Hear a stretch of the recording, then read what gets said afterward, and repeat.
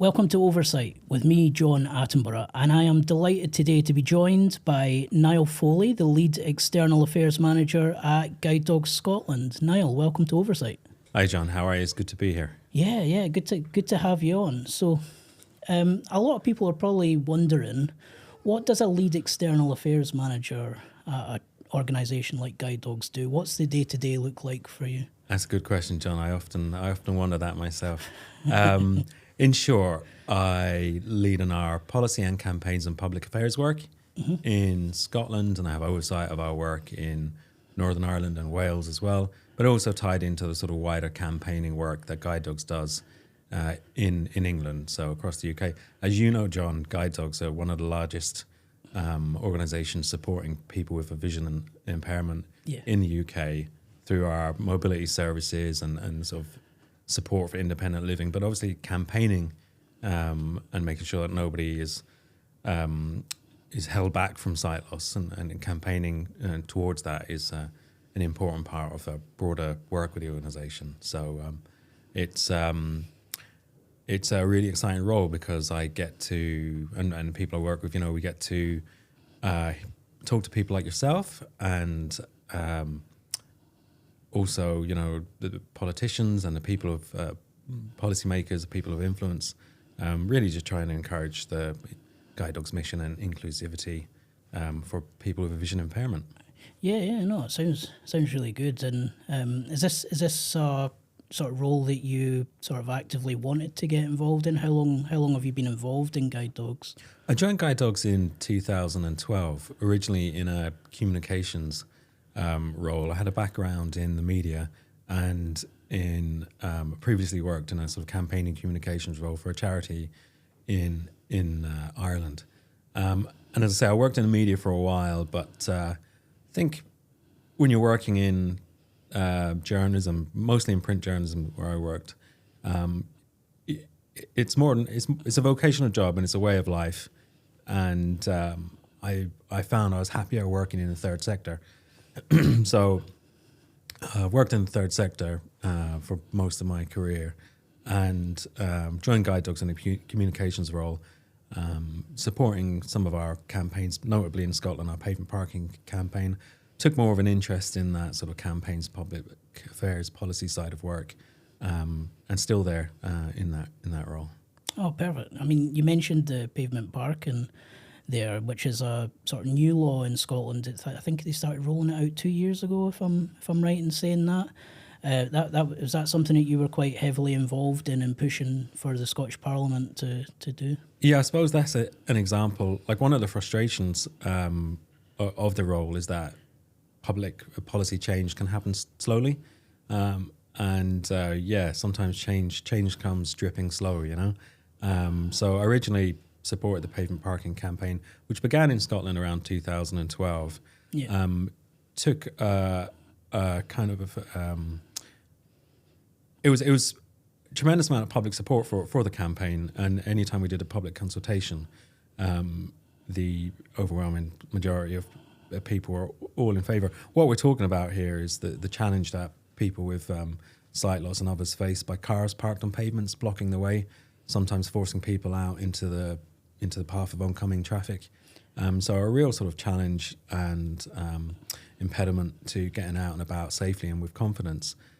So clearly something that we wanted to tackle. But began in 2012 with Joe Fitzpatrick, MSP, and then picked up by Sandra White, MSP.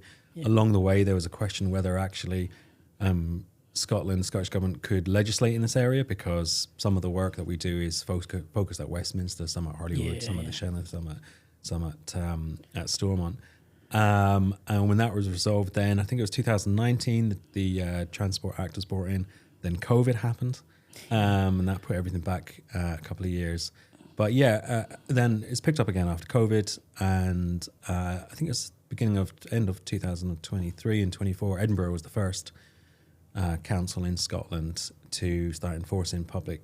And they went quite hard with it as well. I think they're the only council that's done a blanket ban of every single pavement in the country. They really grasped it around with it. They had no exemptions to the pavement parking prohibitions on their streets, and and it's made a huge difference to people with sight loss, but also others with a reduced mobility, and parents even parents with buggies and prams and that. It's made a huge difference, and that's an example where we worked with organisations like Living Streets and RNIB Scotland and Inclusion Scotland. So we work with other partners in the sector on some of these changes. So it's very much a sort of cross-sector project, really. Yeah, now about 2/3 of local authorities in Scotland are enforcing the pavement parking legislation. And for those that remain, it can be an issue around the fact that they might not have traffic wardens. They might have decriminalised parking enforcement and so on. But it's made a huge difference to the lives of people with sight loss and others across Scotland. Yeah, absolutely. Sorry, go on. Yeah, I was going to say just it's notable as well that in doing so, in bringing about that legislation, Scotland became the first country in the UK to introduce sort of nationwide, countrywide public parking prohibitions. There's been a similar law in London since 1974. Yeah. And now England and indeed Northern Ireland have announced measures which will allow for the pavement parking sort of laws to be brought in, which is great to see. But it's good to be part of leading the way with this in Scotland. And I'm always keen, just because we're talking about pavement parking, I'm always keen to say as well, we sort of don't revel in motorists and people getting fined. It's more about behaviour change. Just make sure people are aware. I'm sure a lot of time people park on the pavement, they're thinking about getting out the road of traffic, maybe not aware of the danger they're putting pedestrians in. From my point of view as well, that's I've always said, even when I've been involved in the sort of policy calls with yourselves and different local authorities, and I've always kind of said I don't think anybody really had any malicious intent with it. I think it was just probably not maybe thinking that this might cause an obstruction for either guide dog owners, wheelchair users, parents pushing buggies and that. So like you said, I think it is just kind of about behaviour change, really. Yeah, and we work with the Scottish Government on a kind of educational public awareness campaign around that message, and that's something that we'd like to pick up again, because as I say, it's not about we don't revel in people getting fined. It's more about the awareness for motorists and drivers not to block the pavements. And have you seen, you were talking about it being more about, rather than fining people, it's more about trying to influence that behaviour change. With the 2 years that it's been rolled out, have you seen a reduced number of fines being issued in the local authority areas from when they were, from the first year to the second year sort of thing? I think it's a bit hard to track, because some of the local authorities have brought in the fines at different times. They didn't all start at the same time, and some of them announced the measures, but then said we're not going to start fining people for the first, a grace period. I think for the first couple of years it was pretty consistent in Edinburgh. So we've still got work to do in terms of getting the message out. I think I've seen that Edinburgh issued in the first year something like 5,000 fines or something like that. That's right. Yeah. I was a bit like, wow, it kind of shows you the scale of the problem as well, doesn't it? Absolutely. And again, in fairness, because Edinburgh didn't allow for exemptions. Yeah, exactly. But even sort of in my local authority area, like Perth, and even the next one along, Dundee, they're still like 1,000, 2,000 sort of thing. And so it is obviously an issue that's now being addressed, which is good, which I suppose is a sort of campaign win for you and other third sector organisations. Yeah, absolutely. And it's kind of, you could say it's working. It's working. I think that has influenced the direction of change in England and Northern Ireland, and hopefully soon in Wales as well. People have seen that it can work to the benefit of everyone. And as Guide Dogs is a sort of UK organisation, is there, now that the Scottish Parliament has shown it can work with, given the local authorities the power to use that, have you seen more conversations happening within the organisation about doing the same in England and Wales? Yeah, well, it's been a campaign for Guide Dogs. Pavement parking has been one of our central campaigns for a number of years. I suppose what you have in the UK is you have 4 countries with different levels of devolution and different levels of legislation, what they can and can't enforce or bring about, what changes they can and can't bring about. Things like the Equality Act and so on are reserved. But it certainly provided ample evidence that change can be made for the better, and provided a great working example for elsewhere. And, certainly when we have approached politicians and ministers in England and elsewhere, we can cite Scotland and draw on case studies from people with vision impairment about the differences made to their lives. Absolutely, and I think it is something I think that the public in general are very much behind. I don't know if you remember, a couple of years ago I did an interview with Good Morning Britain. I do remember. And I went out with them and they did, what they call vox pops, where they sort of interview the public. They were trying to get a really balanced piece, so they were trying to get people who disagreed with it. And we were walking around Perth city centre probably for about 2 hours, and they were going up to people and they were trying to get them to say something negative about it, but everybody was kind of like, well, no, people shouldn't be doing it anyway. So I really agree with this. Yeah. I think they managed to get somebody that said, well, yeah, it is a bit of an inconvenience, but we shouldn't be doing it anyway. So that's even then it was a bit like. I think as well with that campaign, we always took a kind of realistic approach that, not all our streets were built for the kind of use that they now have with traffic, and so we weren't campaigning for a blanket ban on parking of pavements. It's given the powers to each local authority to make the assessment that's right for them, always erring on giving the priority to the pedestrians and safety of pedestrians, of course, but allowing them to, consider their own areas and legislate accordingly rather than having a sort of blanket ban, to really give meaningful thought to those exemption areas, that they should only be in exceptional circumstances or whatever. But as I say, that allows for some balance, that it wasn't, a complete ban as such. Yeah, and I was looking at sort of stats before we came in today, and I think there's still 13 local authorities who had a sort of freedom of information request who kind of openly said they haven't even looked at using their powers yet here in Scotland. So at the moment it is a bit of a postcode lottery, isn't it, really, for certain guide dog owners who maybe live in these local authority areas? Yeah, absolutely. And I think some of those places like the Western Isles, who may not even hire, have traffic wardens and so on. So there's different issues. I think the major urban conurbations, your Edinburgh, Glasgow, Aberdeen, Dundee, are covered, cities, and the surrounding kind of local authority areas. But for sure, it's a focus for us to pick up on the areas and where necessary, encourage kind of partnership working with the Scottish Government to make sure that there is that consistency right across Scotland. Absolutely. I want to move on now, and I want to quote some statistics at you, if that's okay. So I was looking up, and 81% of guide dog owners in the last year have experienced an access refusal.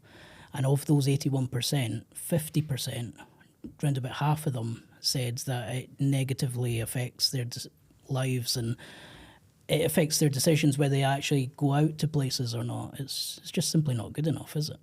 It's not, and obviously for many people like yourself, John, you're on your third guide dog now, right? That's right. Yeah. A guide dog is kind of a key to one of the major keys to independence and to living life on your terms, and it's really disappointing that it comes with this caveat or hinterland, I suppose, that you face possibility, in ownership of your guide dog of being discriminated against and being refused access to services or public. Yeah, I mean, like you said, I'm on my third guide dog now, and I was only literally just matched with Harry less than a year ago. It was sort of the summer last year I was matched with it. And me and Harry have already experienced multiple access refusals. And I just think, there's a lot of great campaigning work that goes on around access refusals. But at the moment, I think it all seems to be quite reactive measures. You know, what can guide dogs owners do after a refusal happens, even though this is illegal, you know, under the Equality Act and things like that. But do you think there's more that we could be doing proactively to prevent access refusals from happening, either within guide dogs or trying to influence policy in that area? I think there's always more that can be done, to be fair, because I know this sounds like a cliche, but you know, one access refusal is one access refusal too many. 100%. So it's one of our kind of core always on campaigns to strengthen the Equality Act and strengthen legislation, but also to educate businesses about the law and about the rights of guide dog owners.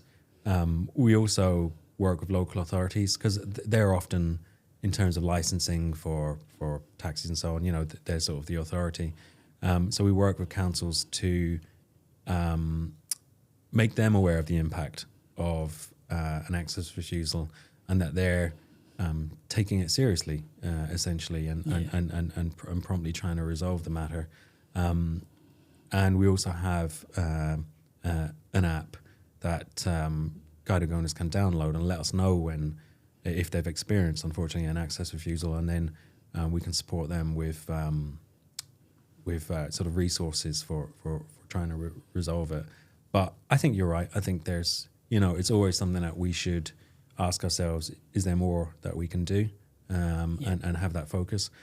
Because, you know, it's one of those challenges unique to our organisation and the people that we support.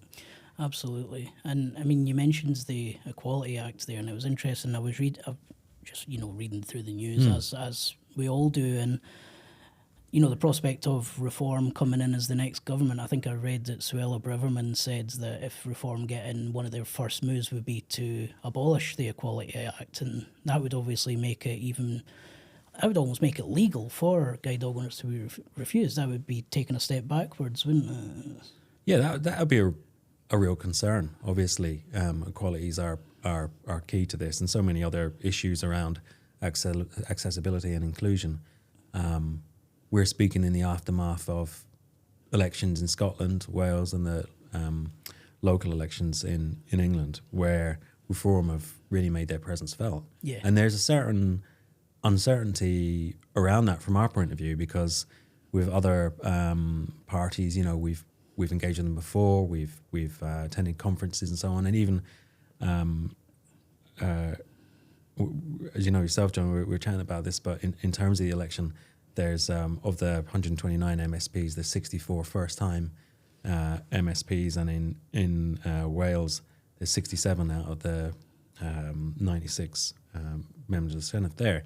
Yeah. So, but some of those we'll have met through that. You know, there'd have been candidates or delegates, that we'd have met at previous party conferences. With reform, we don't know them so well. So there's a lot that's sort of unknown there that we'll engage with. Yeah, and even the increase of, you know, I think there's now double the amount of Green MSPs as well now in Parliament. Yeah. So like you said, in the Scottish Parliament, there's, you know, at least 64 new MSPs that you'll have to engage with. So like, what are your priorities for sort of getting in front of them, really? Yeah, you know, just one other thought on reform before we go on that is that it's interesting though. My experience is that sometimes you're right, that sort of, you know, aspect there around equalities is a real concern. But it's interesting though, there may be some parties that you would think would align with the third sector and charities, and others who don't. But when you speak to the individual politician, you know, you might find someone who's got a real kind of interest or a personal interest in a particular cause. If they've got a personal connection as well, you might talk to a politician who, you know, has lived experience maybe through their family of sight loss, and will support and ask questions for you and so on, because of that, regardless of their, you know, is that sort of personal interest. So all these things we'll discover, I suppose, in the coming months. And just as you say there, we're engaging with.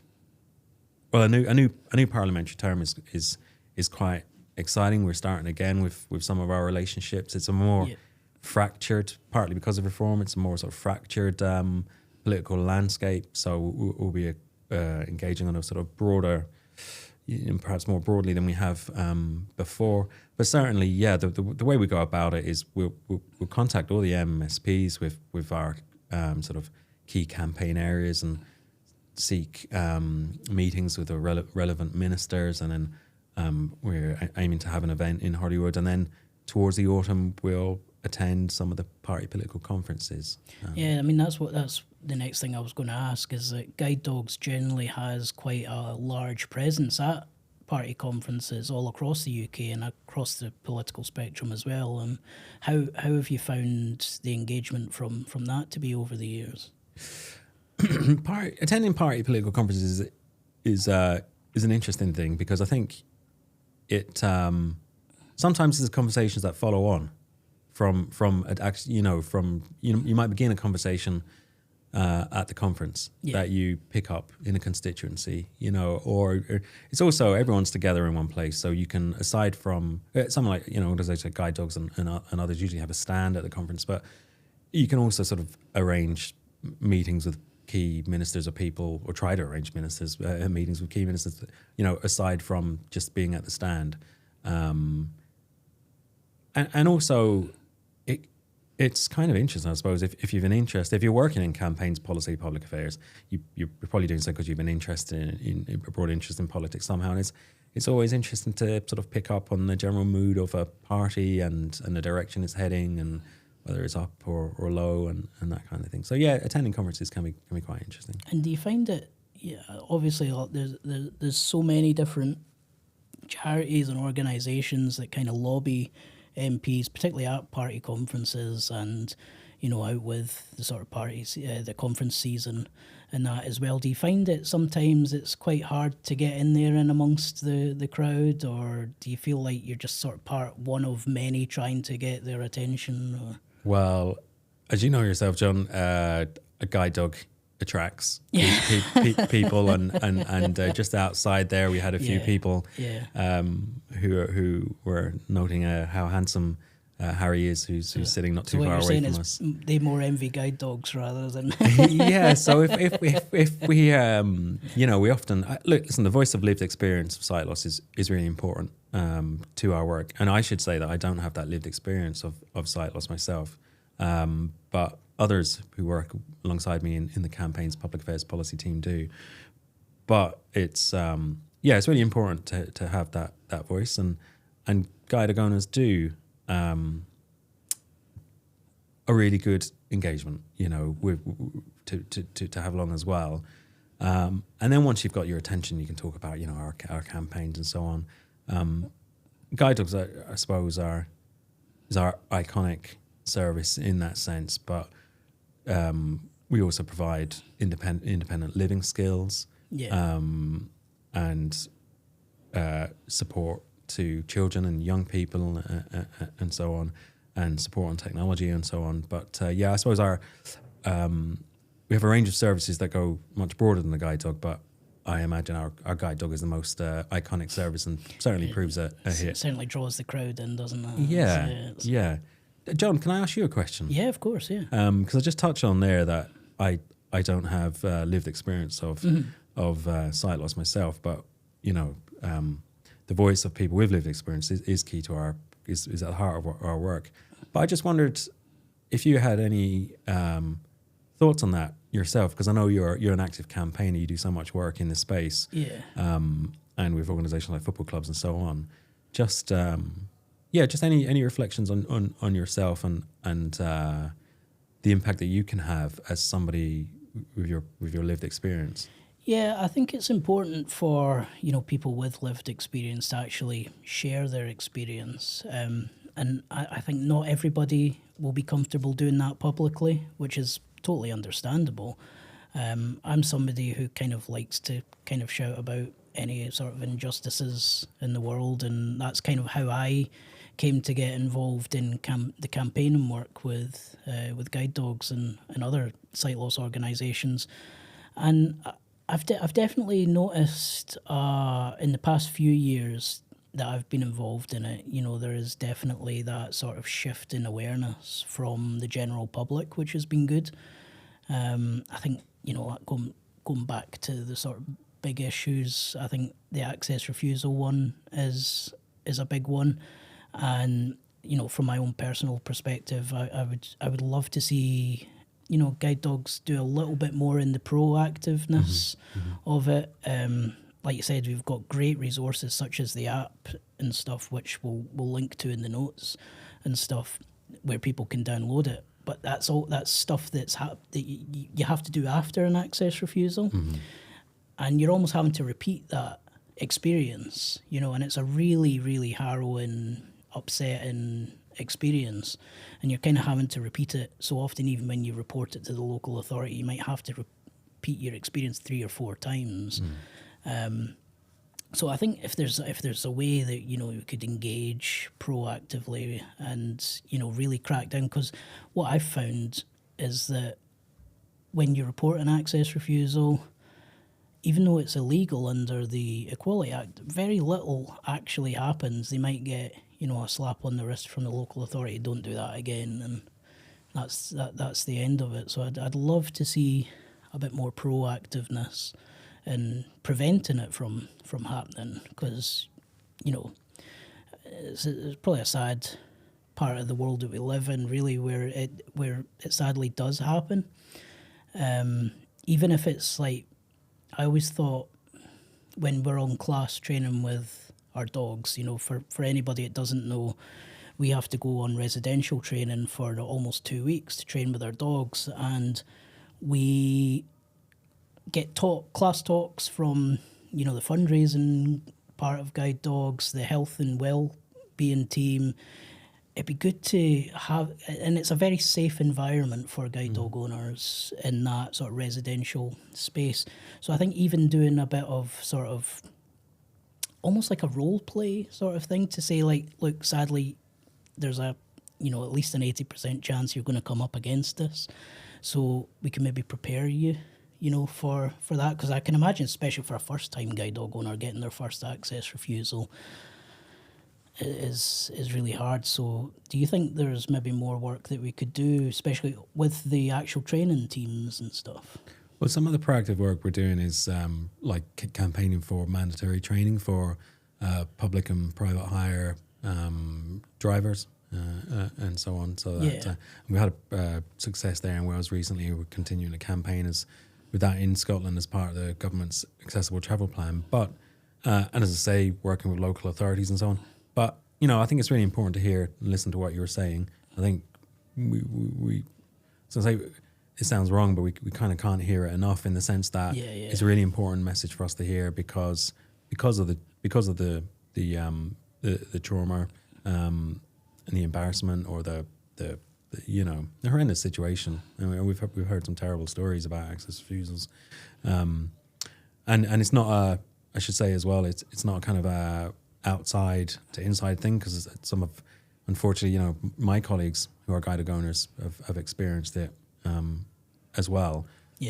But no, I think it's really important that we continue to listen to you and others, so that that is always at the forefront of our minds. I mean, one of the things that I think is, I think it could go a long way to helping, and I was just actually reading about it the other day, that I think it's down in England, they're introducing a mandatory disability awareness training for taxi drivers. Yeah.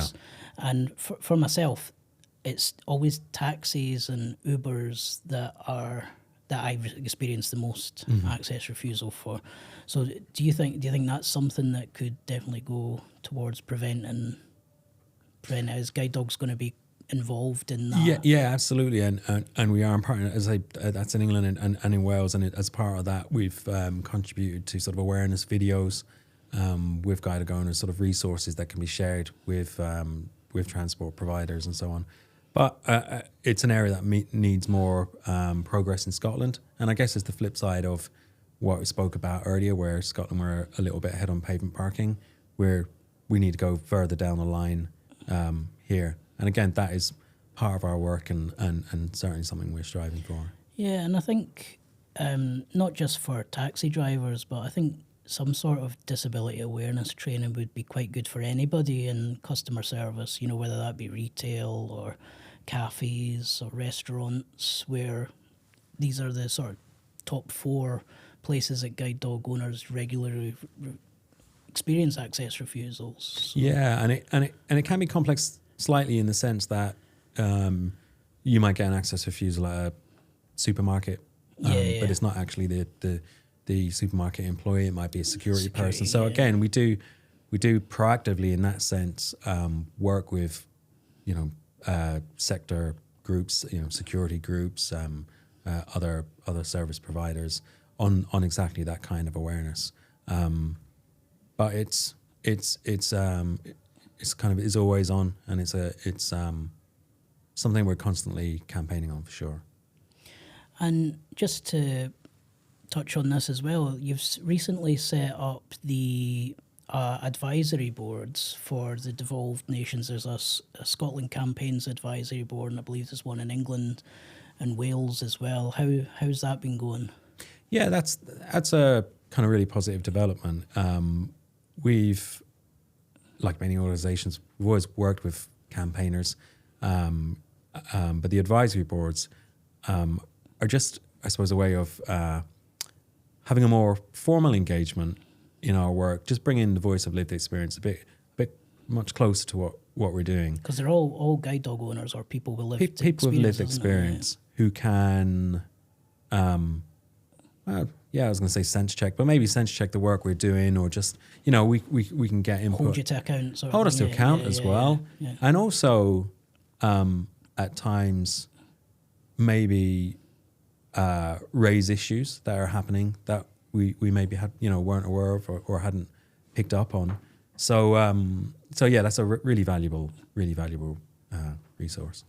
And do you think there's scope to sort of expand the work of the advisory boards? I know it's just a very sort of new thing that's been set up, but do you see that getting more involved throughout Guide Dogs as an organisation in the campaigns work? Yeah, Guide Dogs has, as an organisation, has a kind of a customer listening or team and colleagues, and the advisory board is specifically on our campaigns and policy work in England and the devolved countries, because, as I say, it's really important that we have the voice of lived experience at the heart of what we do.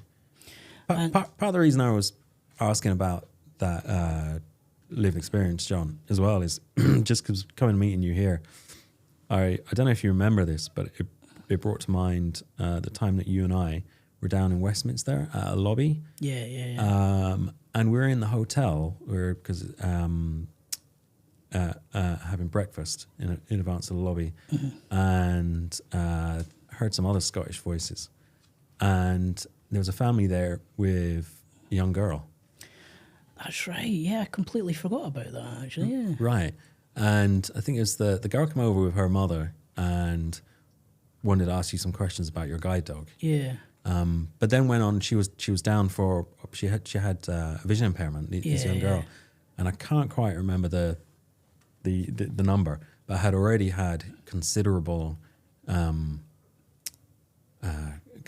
operations and quite painful operations. That's right, on her eye. that's why they were down in London, wasn't it? She was with her daughter or something getting an operation down in London or something, wasn't it? Yeah, and you spoke to her about your experiences and about having a guide dog and so on. And I think, just talking to the mum briefly, they were really nervous about the op she was down for, and that kind of, really put them all and put the girl at ease. Yeah, it's funny, I completely forgot about that. And I think that's the sort of thing that is, away from the lobby itself, or away from talking to politicians, and you'd forgotten about it. But I think, has made made on that particular day kind of a significant impact on their morning. And I think the reason I actually forgot about it is because there's actually there's been multiple times over the past sort of 12 years that I've been a guide dog owner that's happened, where somebody's came up to me and said, oh, like either my daughter or my sister's going through this at the moment, and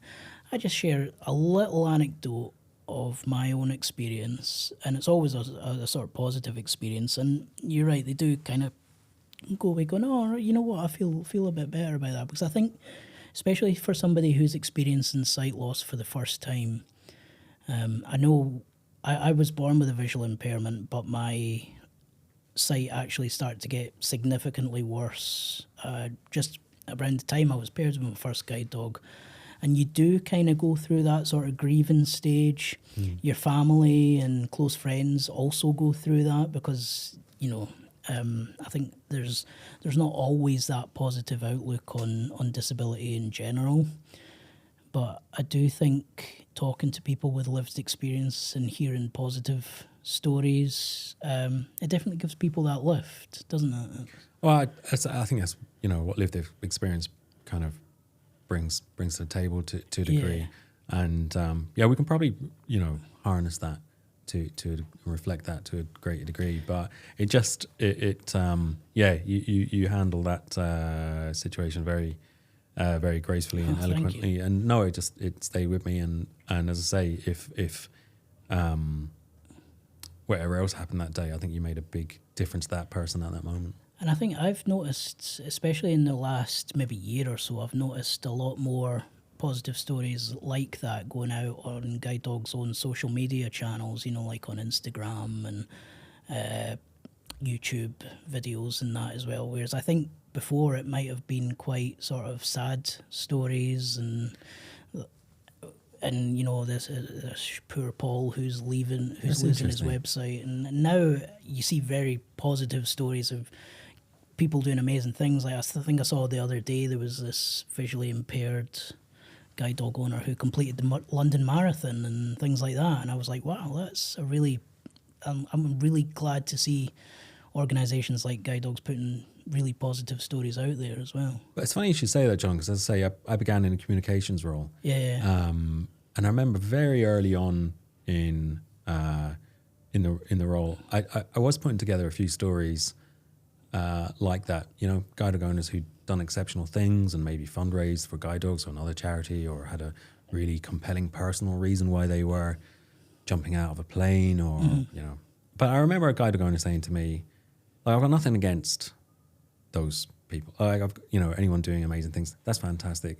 I just want to get up in the morning, get on the bus, go to work, you know, go wherever, come home, and that should be enough. You know, I think it should be enough. Yeah, no, I totally agree with that, and I think these stories are important as well. There's actually a really great video. I'm going to link to it in the notes of this show, because it's by the Taiwan Guide Dogs organisation, and it's done to a music video, so there's no sort of dialogue in it.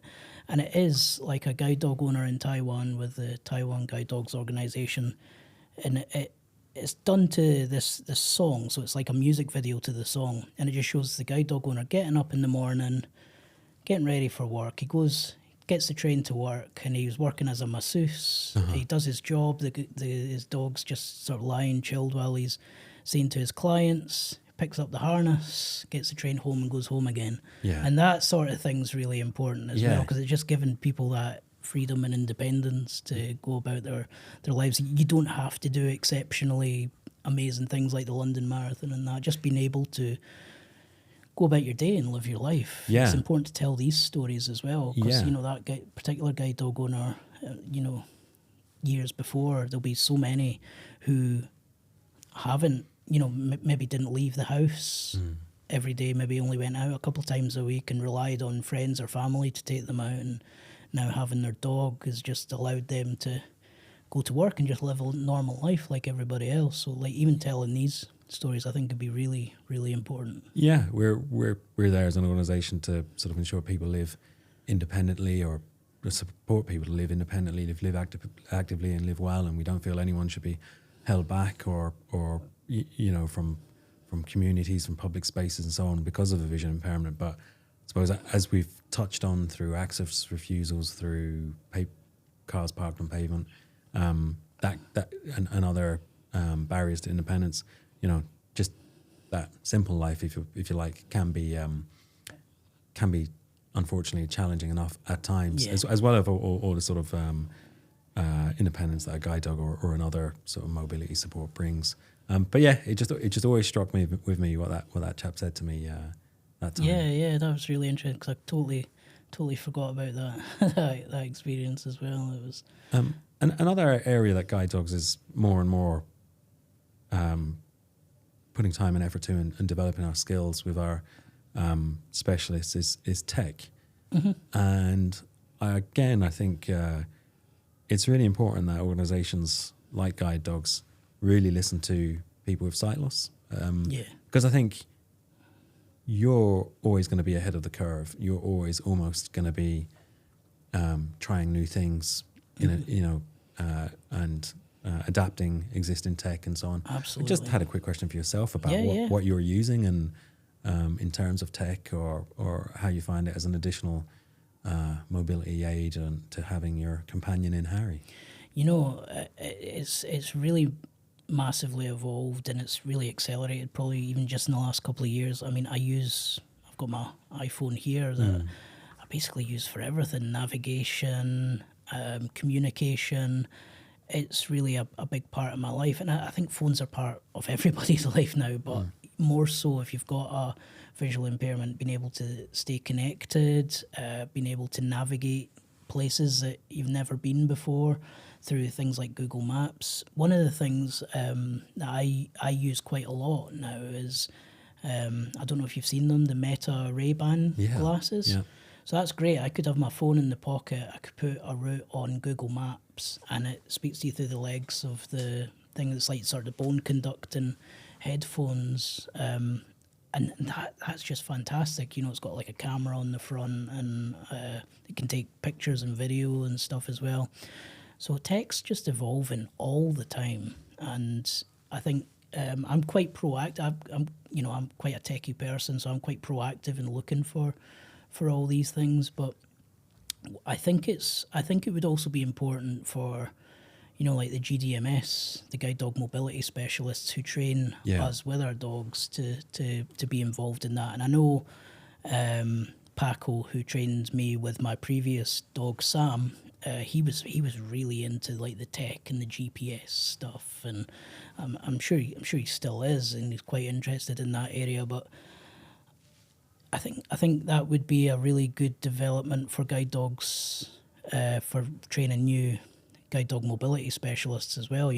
Like keep them informed of new tech developments and things like that as well, so that they can show it to their clients, their new guide dog owners that they're training, who might not be aware of the developments in technology. And I'm sure you've heard of the app Be My Eyes as well, which is where somebody can call a sighted volunteer. They've just launched a new service called Be My AI as well, so it's like almost like the AI version of that. So I think the past 2 or 3 years AI has just exploded, and I think where we are today, I think AI is definitely at the worst it's ever going to be. It's only going to get better from here.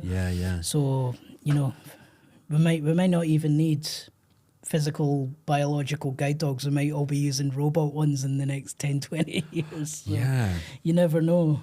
I often wonder, like, if you read a good book, and then you find out when you close the back page or turn your Kindle off or whatever it is, your audiobook off, and you find out it was written by AI, does it feel any different? Does that change your? I think it does. Yeah, I agree. I think it does. I think it, like, there you do see, I've seen it online and I've seen it in my own life as well. As things get more technologically advanced, there's almost that longing for the analog version of it as well. Like I use really strong reading glasses for reading print. And even though that's harder for me than an audiobook's much easier, much less strenuous, there's something about picking up a physical book and reading it that I still quite enjoy. So I do think there's going to be that sort of, I think there'll always be a need for analog as well. Yeah, that's why I think there'll always be, it's some really interesting stuff happening with kind of robot guide dogs, but that's why I think there'll always be your traditional flesh and bones guide dog for that companionship that it brings.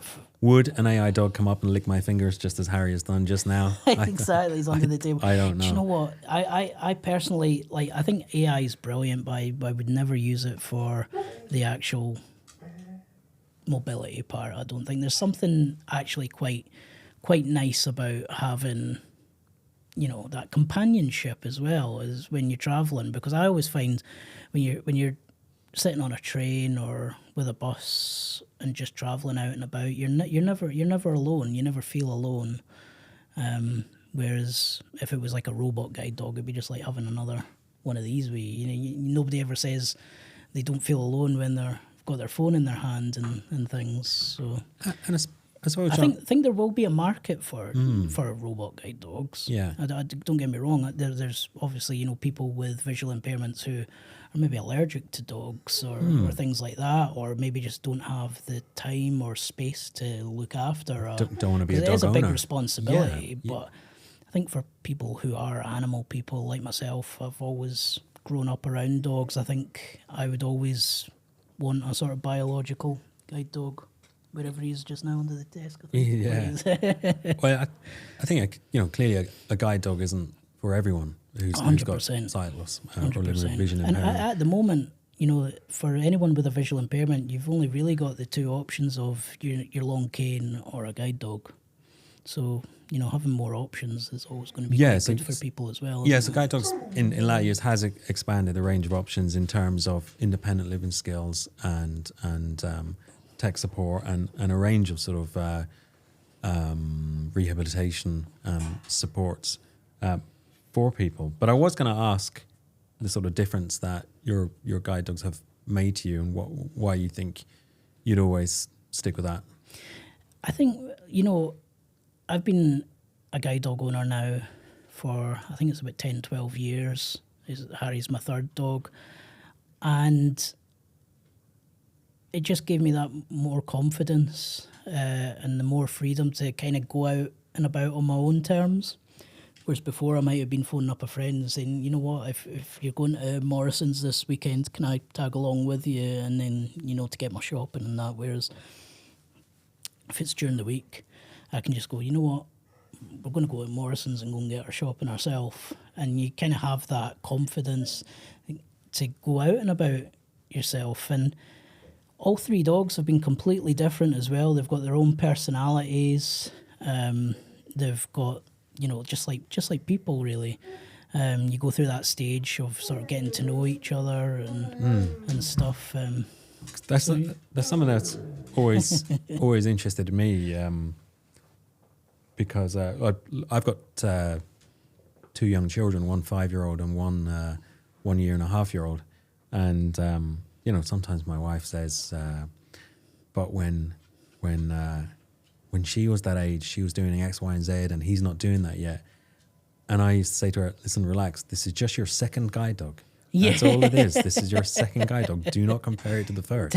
Yeah. So and it's so hard. Yeah. I like there's some things like, I sort of quite tragically lost Sam at the beginning of last year. So that's because when I first met you, John, I think it was you were with the fearless Sam who travelled everywhere with you and down to football matches in London and everything, and now you're with handsome Harry. So that's kind of, I was going to ask you how that transition is going. It is.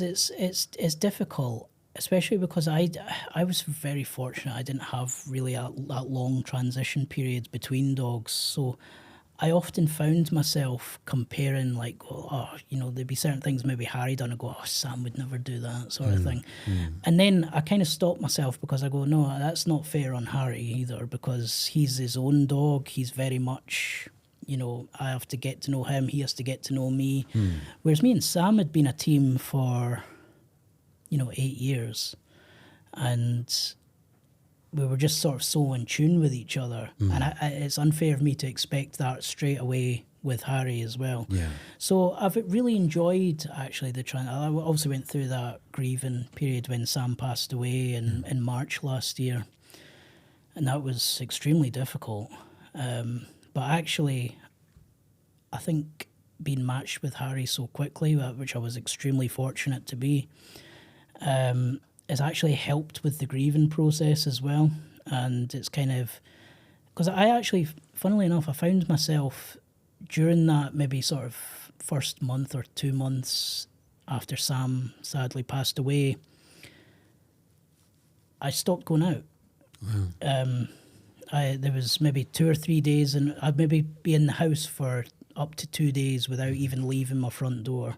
And I feel that's unusual for you. Very, very unusual for me. Very unusual, because I'm somebody who's out 7 days a week usually. But I just felt that I didn't have that need to go out. Like, I was like, well, I'll just order my shopping online and get it delivered, or, you know, and things like that. And then actually being matched with Harry has kind of given me that reason to get back on the horse again and start doing things and kind of pick myself up. And so it has been a difficult transition, and I would still say we're still in that sort of getting to know each other phase. We've been together almost a year now. But yeah, I've really enjoyed it as well, and he's at that age where he keeps me on my toes as well, and no, he's just an absolute joy to be around as well. And in terms of being a guide going, that's something people have said to me as well, is that it doesn't matter if it's a rainy day or if it's snowing outside. You have to dog, take the amount of times I've been it's been 11 o'clock at night and I've been taking him out. It's been absolutely pissing down my rain. Yeah, you got to do it. You got to do it. But it gives you that reason to want to do it. And actually, you know, a lot of people say, "Oh my God, I can't imagine taking him out in the rain, like pouring the rain 11 o'clock at night." I love it. I don't love that experience, but I love the fact that I'm so fortunate enough to be able to do that.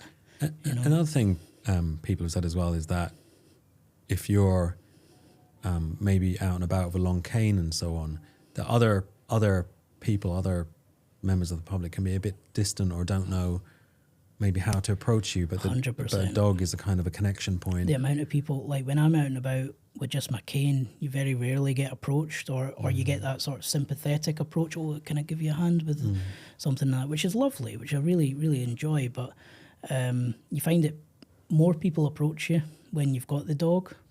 And they're a bit more like, "Oh, well, your dog's so lovely. Oh, I know I shouldn't touch him, but he's really, really lovely. I just wanted to let you know that." And then they start a sort of conversation with the amount of conversations I've had with random strangers over the past 10 years just with being matched with a guide dog has been unbelievable. Yeah, a woman shouted across something about being handsome this morning. I thought she was talking to one of us, but it was sadly Harry she was referring to. Exactly, and loads of that happens almost on a daily basis. Does it ever get too much? Some people can get a bit handsy, you know, when you say yeah you can say hello, whereas like 10 minutes later they're still down rubbing the belly and you're like, oh, maybe I should have said no. But actually, you know what, it never really gets too much. I enjoy speaking to people and I enjoy being around people, so, and it is that sort of conversation starter really. So there are people that can be a bit overpowering sometimes, but you know, it is what it is. I'm sure none of your educated listeners would do such a thing, but that's a message we're always keen, isn't it? Like, do not disturb a working guide dog, do not feed a guide dog, and, you know, approach the owner if you need to. And I think there's still possibly, again, it's more work for us to do, but there's still probably some people out there who think that when you're crossing the road now after leaving here, Harry looks to the left, looks to the right, checks if there's any cars, and turns around to you and says, "Okay, all clear. Away we go, John." It's very much a team effort. I think that's probably one of the misconceptions as well, isn't it? I think that some people can have, but it is very much a team effort. So no, I just want to sort of finish by asking what are your plans for the next couple of years with engagement stuff with guide dogs? Yeah, well, I think in the sort of short to medium term, it's following quite interesting elections. We'll be, you know, engaging with politicians and elected representatives, and it's interesting. I think again, it's just a personal kind of viewpoint. I think so much of our lives have almost become fragmented, media and so on. I think perhaps we're seeing that in politics too. So that'll make for interesting challenge ahead. But it's just continuing. As I say, sometimes it can be frustrating because change can happen slowly. And you know yourself, John, that the changes we have to make in terms of access refusal, in terms of making sure our streets are designed with inclusivity and accessibility in mind, ensuring that children and young people get the specialist support that they need to go on to lead independent lives. Support people through those young people through transition periods, which can be huge, and so there's much to do, but and continue, I think, to listen to people like yourselves who are inside and outside our organisation with lived experience of sight loss to really hear the issues that matter and keep on fighting the good fight in that sense. And I know that there's a few MSPs and MPs who follow me online, so if they were watching this, if there's one message you could give to them, what would that be? I would say, first of all, I would say come and meet us, because it's really important, I think, for elected representatives to meet us, but more importantly meet you or others with vision impairment in their constituency, to learn about the sort of daily challenges that they're facing and the difference they can make, and to really kind of realize the influence they have, and particularly we didn't get into it, but particularly the way our streets and towns are sometimes being designed. We're in Glasgow today, and Glasgow's undertaken a lot of absolute nightmare, isn't it? a lot of change, and some of the changes sort of broadly come under the heading of active travel, which encourages more people to get out and about, cycling and using public transport and so on, which broadly I think everyone would be in favour of, but we know that some of those designs, particularly around things like floating island bus stops and shared bus stop borders, are actually a barrier to independence, particularly for people with disabilities and people with vision impairment. And we commissioned a report called Designing for Inclusion, which really highlights this. So we talked to them about that, and we talked to them about the difference they can make there, to make our streets more inclusive and accessible for everyone, really, and particularly for people with vision impairment. And if any MSPs or MPs or even just supporters of guide dogs who want to support the campaign's work want to get in touch, how can they do that? The best way, you'll find all the information about our campaigns on the Guide Dogs website, which is guidedogs.org.uk. And again, there'll be numerous ways to get in touch on the website. Excellent, and we'll put all the links in the notes to that as well, so people can get in touch. And if there is any MPs or MSPs watching, please do get in touch and have a conversation with Niall and his team and see how you can support the campaign's work. So Niall, it's been absolutely a brilliant conversation. I've really enjoyed it today. Thank you for coming in. Thanks to me and John for the opportunity. Always a good pleasure to catch up with you, Chief. Oh, thank you.